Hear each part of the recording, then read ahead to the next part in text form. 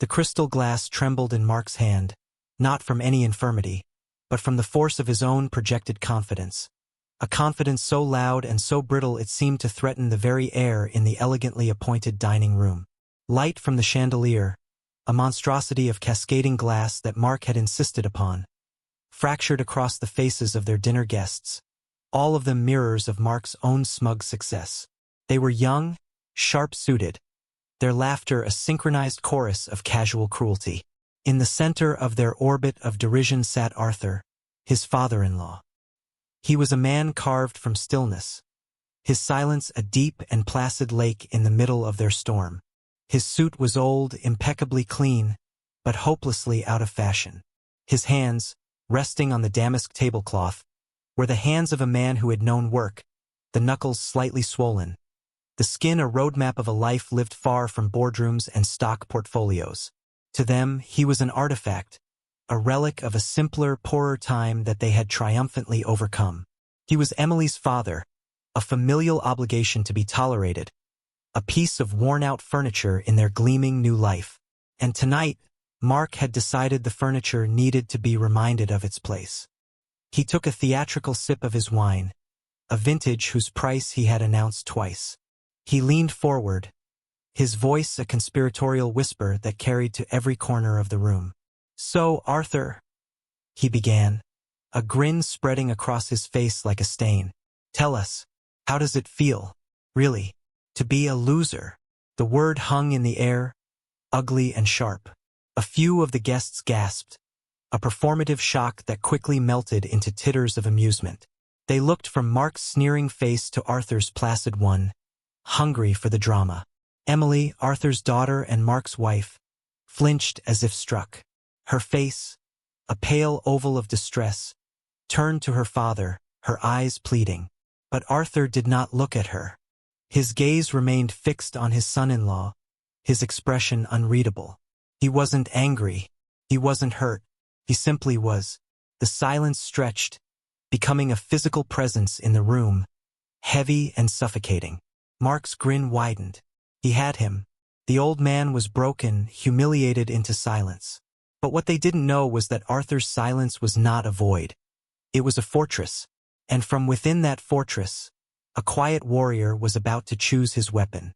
For those of you who have just joined us, welcome to a story that reminds us that still waters run deeper and more powerfully than any raging river.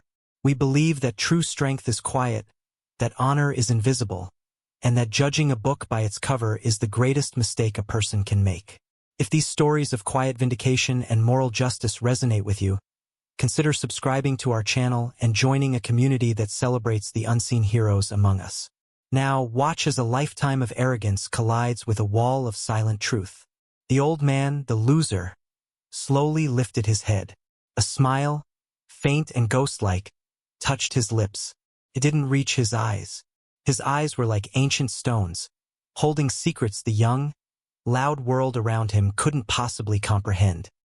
He let the quiet sit for one moment longer, letting their mockery curdle in the air. Then he spoke. His voice was not loud, not filled with rage or indignation. It was calm, level, and carried the simple, devastating weight of fact.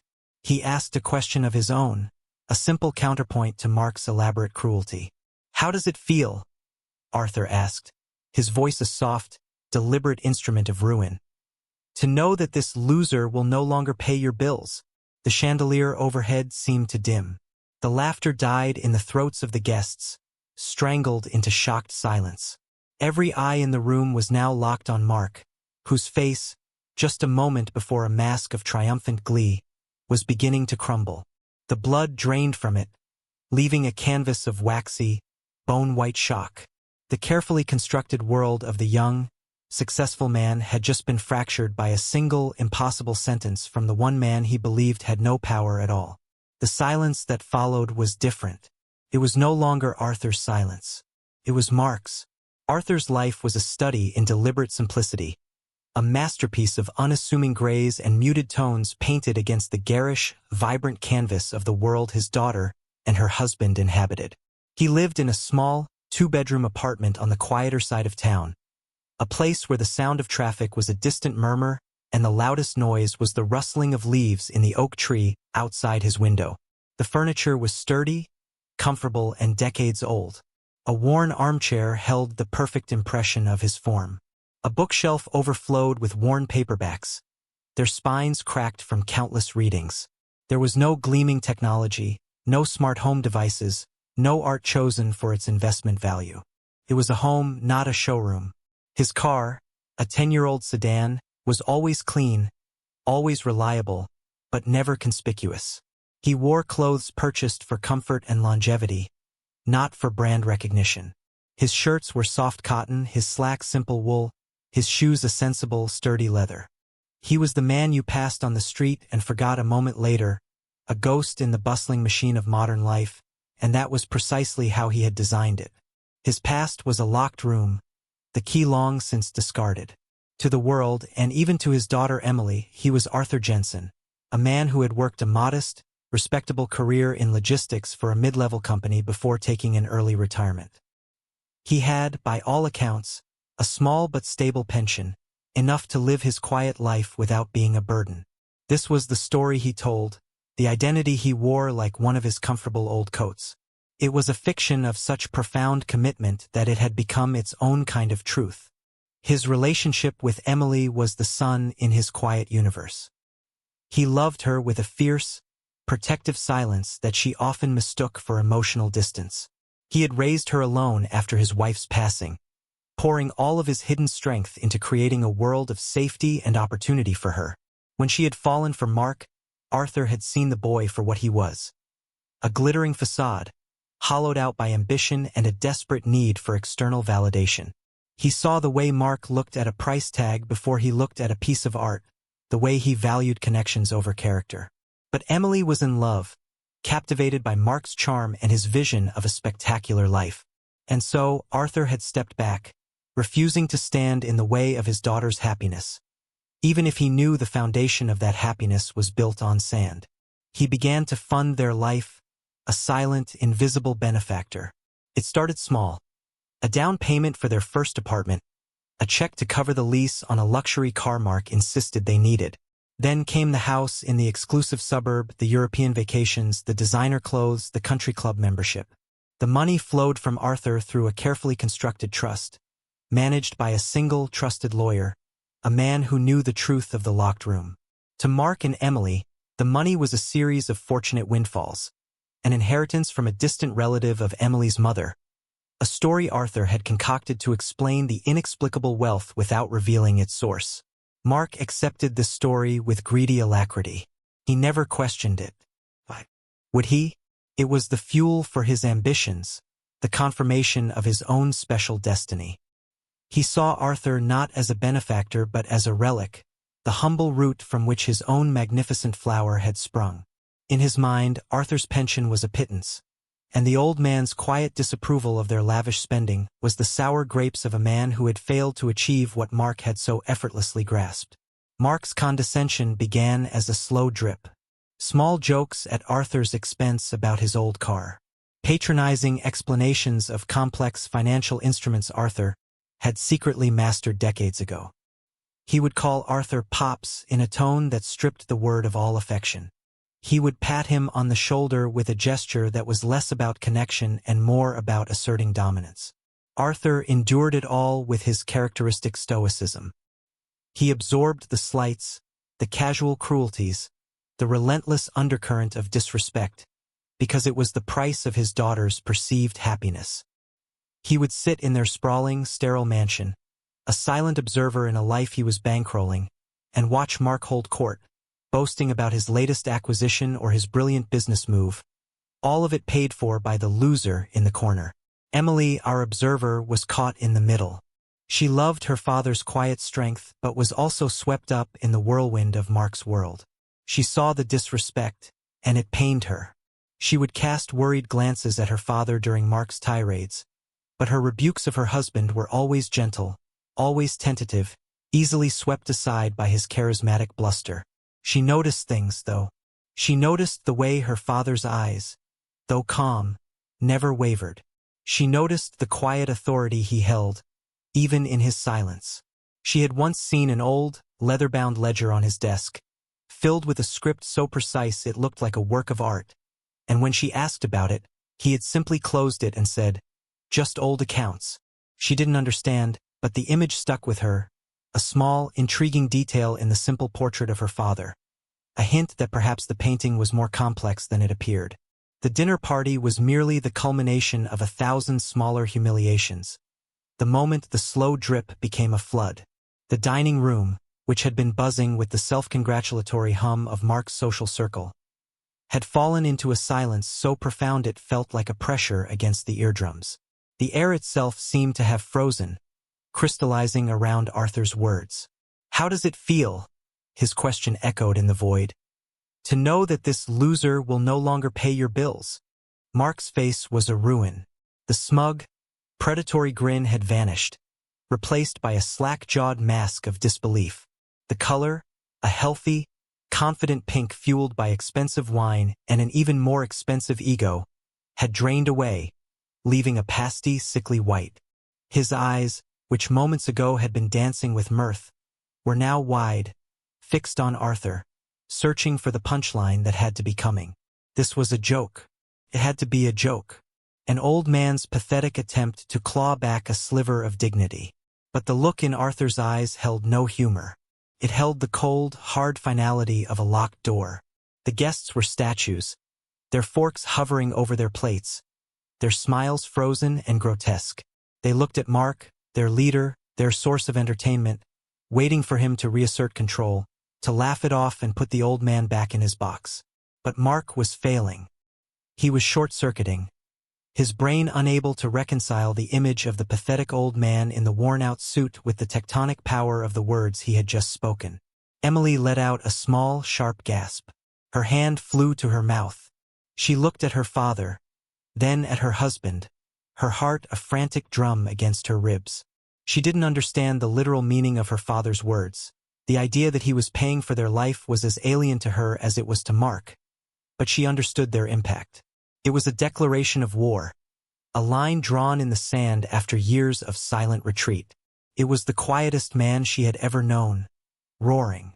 Mark finally found his voice, but it was a pale imitation of his usual booming confidence. It was thin, reedy, and cracked with uncertainty. "What?" he stammered, trying for a laugh that came out as a strangled bark. "What are you talking about, Arthur? Your bills? You mean the birthday checks you send Emily? That $100 you slip her for her allowance?" He was trying to reclaim the narrative, to shrink Arthur back down to size, to frame this as the delusion of a senile old man. He turned to the guests, spreading his hands in a gesture of magnanimous pity. "The old man's had a little too much wine, I think. He's getting confused." A few nervous sycophants chuckled, a weak and watery sound. But the spell was broken. The confidence of the room was gone. Arthur had planted a seed of doubt, and it was taking root in the fertile ground of their shock. Arthur didn't respond to Mark's taunts. He didn't need to. He had fired his shot, and now he simply watched it find its mark. He slowly, deliberately, picked up his linen napkin, folded it with practiced precision, and placed it on the table beside his plate. It was a gesture of finality, the closing of a chapter. He then looked at his daughter, and for the first time that evening, a genuine warmth entered his eyes.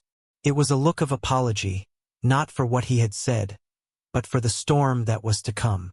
Mark, seeing he was losing the room, escalated. His fear was now transmuting into rage, a more familiar and comfortable emotion for him.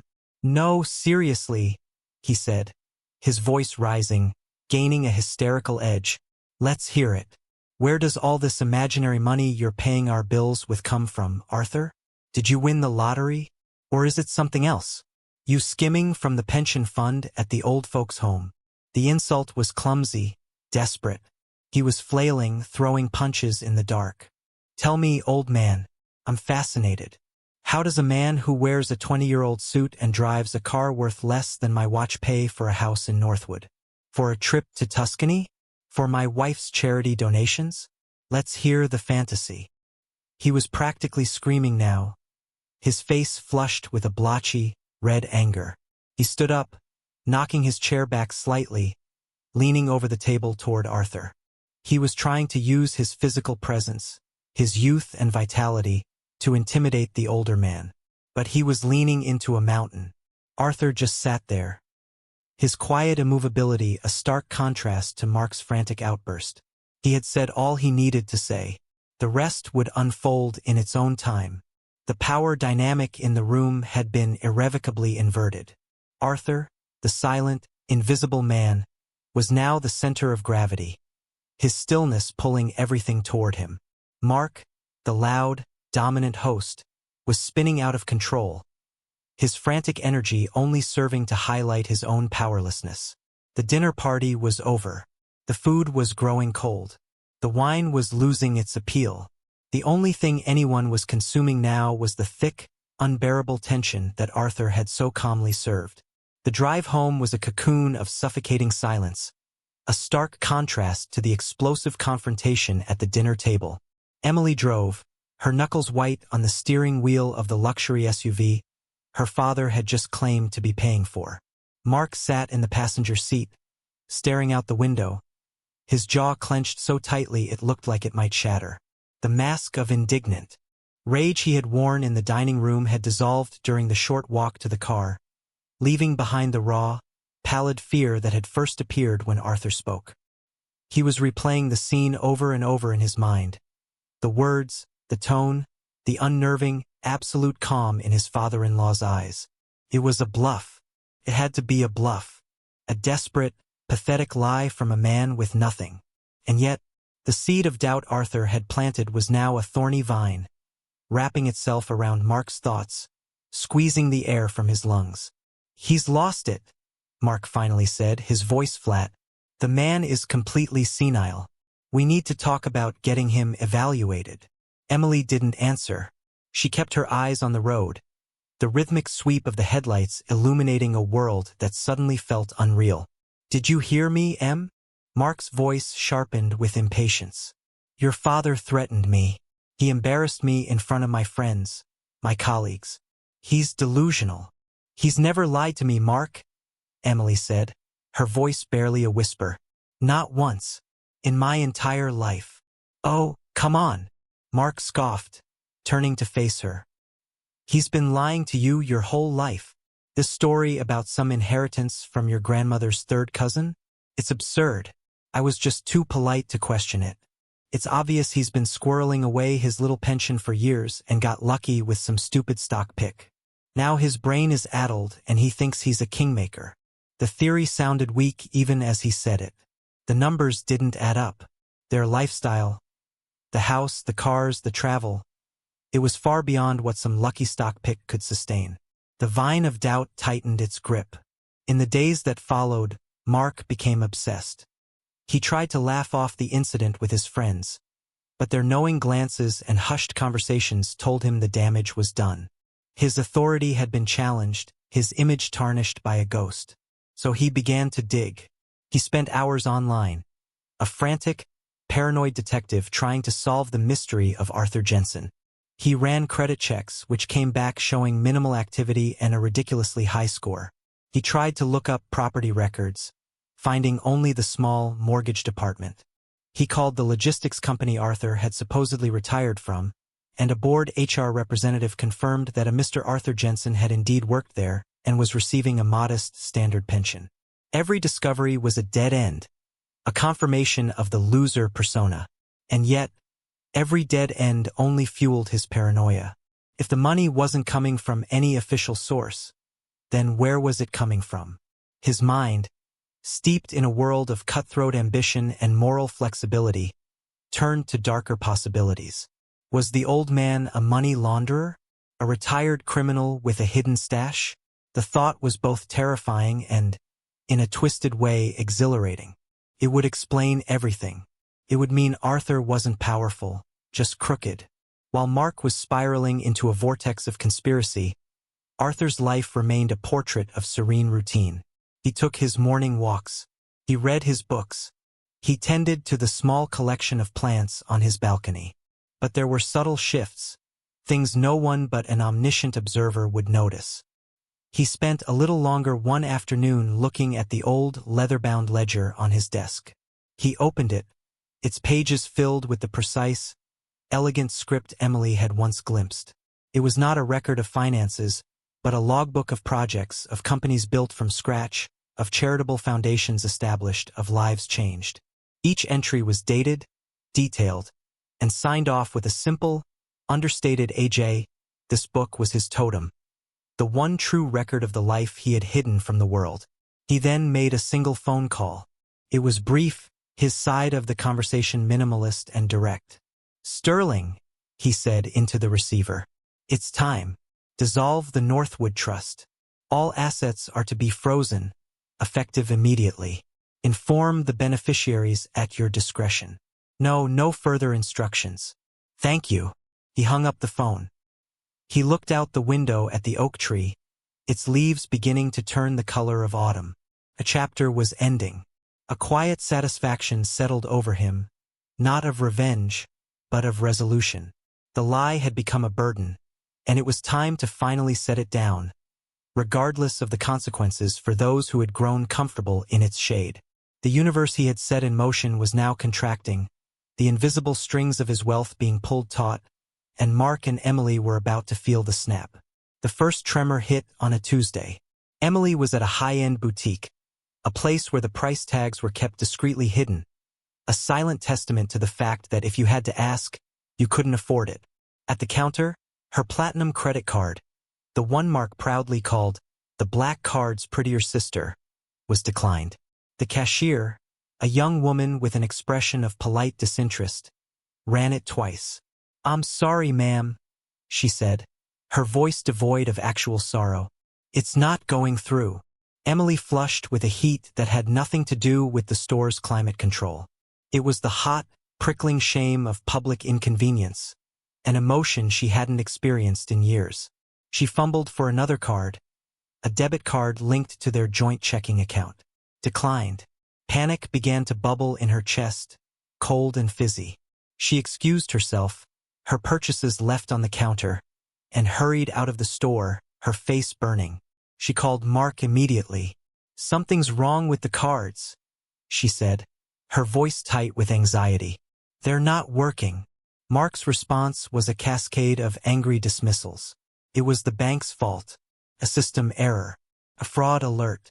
He spent the next hour on the phone, his voice escalating from annoyed to furious, as he was bounced from one customer service representative to another. They were all polite, all unhelpful. There was no error. There was no fraud alert.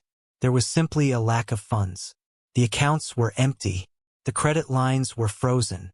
The financial empire of Mark and Emily, which they had believed to be their own conquest, had vanished overnight.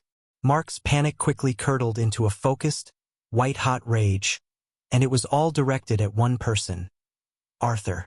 "It's him," he snarled into the phone at Emily, his voice a low growl. "That senile old bastard has done something. He must have been a cosigner on the trust account, and he's canceled it out of spite. It's the only explanation." It was, in his mind, a pathetic, petty act of revenge. The tantrum of a loser who couldn't stand to see others succeed. He was furious, but also relieved. If Arthur had canceled it, he could be forced to uncancel it. This was a problem that could be solved with yelling, with threats, with the application of pressure. This was a world Mark understood. He felt his power returning. "We're going to see him," Mark declared. "Right now. We are going to his sad little apartment, and we are not leaving until he fixes this. Get ready. I'm coming to get you." He didn't ask, he commanded. Emily, still reeling from the shock, felt a wave of dread. She didn't want this confrontation. A part of her, a small, quiet voice that sounded a lot like her father's, was telling her that Mark's theory was wrong, that this wasn't a petty act of spite. It was something else, something bigger. But she was caught in the torrent of her husband's rage, and she allowed herself to be swept along. Meanwhile, Arthur was sitting in his worn armchair, a book open in his lap. The afternoon sun streamed through the window, illuminating the dust motes dancing in the air. The room was peaceful, an island of calm in the storm he had unleashed. He was not waiting with any sense of anxiety or anticipation. He was simply waiting for the inevitable. He had set the pieces on the board, and now his opponent was about to make his final, predictable move. He heard the car before he saw it. Mark's expensive sports car screaming to a halt on the quiet street below. He heard the doors slam with unnecessary force. He heard the angry, stomping footsteps on the stairs leading to his front door. They were walking into the trap not with caution, but with the blind, arrogant confidence of a predator who believes itself to be at the top of the food chain, never suspecting that the ground beneath its feet is about to give way. The book in his lap was a history of the Roman Empire, a story of hubris, of overreach, of empires built on arrogance that crumbled from within. He closed it gently as the first thunderous bang rattled his front door. The final act was about to begin. The banging on the door was frantic, a percussive rhythm of pure entitlement. It wasn't a knock. It was a demand. Arthur took a slow, deep breath, placed his book carefully on the side table, and rose from his chair. He moved with no sense of urgency, his steps measured and calm as he crossed the small living room. Another series of loud thuds echoed through the apartment, followed by Mark's muffled, furious voice. "Arthur, open this door. I know you're in there, you old coward. Open up." Arthur reached the door and turned the deadbolt. The click of the lock was a small, sharp sound in the charged atmosphere. He pulled the door inward, revealing Mark and Emily on the threshold. Mark's face was a mottled canvas of red and white, his eyes bulging, his chest heaving with exertion and rage. Emily stood just behind him, looking pale and miserable, a reluctant accomplice to her husband's fury. Before Arthur could speak, Mark pushed past him into the apartment, his expensive shoes scuffing the worn welcome mat. "What did you do?" he snarled, jabbing a finger in Arthur's face. "What the hell did you do? You canceled the accounts. You cut us off. All because your pathetic little feelings got hurt? You're going to fix it. Right now. You are going to call whoever you need to call, and you are going to tell them to turn the money back on." He paced the small living room like a caged tiger, gesturing wildly at the humble surroundings. "Look at this place. This is what you want, isn't it? For us to live like this, in some forgotten little hovel, counting pennies? You miserable, selfish old man." Arthur remained by the open door, his expression unchanged. He looked past his furious son-in-law to his daughter, who stood frozen in the hallway, her eyes filled with a mixture of fear and shame. He gave her a look, not of condemnation, but of deep, profound sorrow. This was the man she had chosen. This was the life she had accepted. Emily couldn't meet his gaze. She looked down at the floor, unable to bear the weight of his silent disappointment. "I'm not going to ask you again, Arthur," Mark spat, his voice dropping to a low, threatening growl. He took a step closer, violating Arthur's personal space, trying to loom over him. "Fix. Now." And it was in that precise moment, at the absolute peak of Mark's arrogant tirade, as he stood poised to threaten an old man in his own home, that a new sound intruded. It was a polite yet firm knock on the still open door. It was a sound so starkly different from Mark's frantic banging that it seemed to come from another universe entirely. Mark spun around, annoyed by the interruption. Standing in the doorway was a man who radiated an aura of such quiet, immense authority that it seemed to suck the very anger out of the room. He was perhaps in his late 60s, with a full head of silver hair and eyes the color of polished granite. He was dressed in a bespoke suit of such quality and tailoring that it made Mark's own expensive designer suit look like a cheap imitation. His shoes were hand-stitched leather, gleaming with a soft, expensive luster. He held a thin, leather briefcase in one hand. This was Mr. Sterling, the architect of Arthur's hidden world, the keeper of his secrets.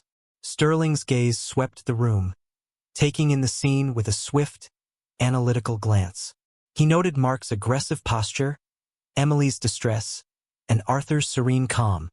His eyes, cold and dismissive, settled on Mark for a brief moment before he turned his full attention to Arthur. "Arthur," he said, his voice a rich baritone that commanded respect. I trust I'm not interrupting. Not at all, Harrison, Arthur replied, his tone warm for the first time. He stepped aside, gesturing for the man to enter. You've arrived at the perfect moment. Please, come in. Sterling stepped into the apartment, his presence immediately altering the room's emotional climate. The anger, the chaos, the raw desperation. It all seemed to recede, replaced by a cold, formal gravity. Mark was momentarily stunned into silence, thrown off balance by the sudden appearance of this powerful, unknown figure. He looked from the impeccably dressed stranger to his father-in-law, a flicker of confusion and a new, unfamiliar dread beginning to dawn in his eyes. Who was this man? And why was he looking at him as if he were something unpleasant he had discovered on the bottom of his shoe? The power dynamic had shifted once more, but this time it was not a subtle inversion. It was a seismic, tectonic upheaval. Mr. Sterling placed his leather briefcase on the small dining table with a soft, definitive thud. He did not look at Mark or Emily. His focus was entirely on Arthur, as if they were the only two people in the room. The dissolution of the Northwood Trust is complete, as per your instructions, Sterling reported, his voice crisp and professional. All assets have been frozen and are being reallocated to the primary holding corporation. The process was clean. Mark, recovering from his initial shock, found his voice again, though it lacked its earlier conviction. The what? The Northwood Trust? What is he talking about? He demanded, looking at Arthur. Is this your lawyer? Did you bring him here to threaten me? Sterling turned his head slowly, fixing Mark with a gaze that was utterly devoid of emotion. It was the look a scientist might give a specimen under a microscope. Clinical, detached, and unimpressed. Mr. Davies, is it? Sterling asked, his tone making the name sound like an unfortunate affliction. My name is Harrison Sterling. I am not, as you so crudely put it, his lawyer. I am the chief counsel and acting CEO of the Sterling Jensen Group. And I am here at the request of my employer and the group's founder, Mr. Arthur Jensen. The words fell into the quiet room like stones into a deep well. Sterling Jensen Group. SJ Group. The name shot through Mark's brain like a bolt of lightning. It was one of the largest and most mysterious private equity firms in the world. A behemoth that owned everything from tech startups to massive industrial manufacturing plants. It was a company so powerful, so secretive, that its founder was the stuff of legend. An anonymous, faceless figure known only by the initials A.J. Mark's own company, a mid-level marketing firm, had spent the better part of a year trying desperately to land a meeting, any meeting, with a subsidiary of SJ Group. His face went from red to a ghostly white. The blood roared in his ears. It wasn't possible. It was a trick, a hallucination. He looked at Arthur, the old man in the worn-out clothes, the loser he had mocked and belittled, and his entire reality began to warp and collapse in on itself. Sterling continued, his voice a calm, relentless force, methodically dismantling Mark's world, brick by brick. For the past 10 years, at Mr. Jensen's personal direction, the Northwood Trust was established for the sole benefit of his daughter, Emily. This trust was funded directly and anonymously from Mr. Jensen's personal holdings. It was this trust, Mr. Davies, that paid the mortgage on your 6-bedroom house, paid the lease on your 2 German sports cars. It funded your vacations to Tuscany, your wife's wardrobe, your country club membership, and, if my records are correct, the seed capital for your own rather unremarkable marketing firm. Each sentence was a hammer blow, concise and devastating. Sterling opened his briefcase and removed a single, thick document, placing it on the table. This is a summary of the trust's expenditures over the last decade. The total is just north of $14 million. A gift from a father to his daughter, given freely and without expectation of gratitude. A gift you, it seems, took for granted. He paused, letting the weight of the number settle in the room. Emily was staring at the document, her eyes wide with disbelief. Tears began to stream down her face, but they were not tears of sadness. They were tears of overwhelming, world-altering shock. Her father, this quiet, simple man, he wasn't a retiree. He was a king who had chosen to live in exile, silently watching over her kingdom. Mark was speechless. He was trembling, his body finally catching up to the shock his mind was enduring. He looked at Arthur, at this man he had so profoundly misjudged, and for the first time he saw him. He saw the immense, quiet power held in reserve, the strength disguised as meekness, the dignity that needed no external validation. He had been mocking a giant, completely unaware of the shadow it cast. Sterling delivered the final, crushing blow. Mr. Jensen's instructions to me yesterday were clear and simple. The trust was to be dissolved. Your access to his wealth has been, to put it in terms you might understand, permanently revoked. The life you have been living is over. He closed his briefcase with a sharp, final click. The sound echoed in the silent room, a full stop at the end of a life sentence. Mark stumbled backward, his legs giving way, and collapsed into a nearby chair. He put his head in his hands, a low, guttural sound of pure despair escaping his lips. He hadn't just been cut off. He had been exposed. He was a fraud, a pretender, a jester who had been performing for the king without ever realizing who was watching the show. His entire identity, built on a foundation of wealth and status he now knew he had never earned, had been obliterated in less than 5 minutes by a quiet old man and his devastatingly effective messenger. The aftermath was a landscape of silence, thick with the fallout of Sterling's revelation. The air in Arthur's small apartment was heavy, each particle saturated with shame and disbelief. Mark remained crumpled in the chair, his face buried in his hands, his shoulders shaking with silent, racking sobs. He was a man hollowed out, the arrogant shell shattered to reveal the terrified, inadequate core he had spent his life trying to conceal. He couldn't speak. He couldn't look up. To look at Arthur would be to face the full, blinding magnitude of his own foolishness, and it was a sight he could not bear. Emily stood frozen, tears tracing silent paths down her cheeks. She was looking at her father, but seeing him for the first time. The quiet afternoons, the simple gifts, the gentle, unspoken wisdom. It all clicked into place, recontextualized into a new, breathtaking picture. His silence hadn't been disapproval. It had been patience. His simplicity hadn't been a lack of means. It had been a choice.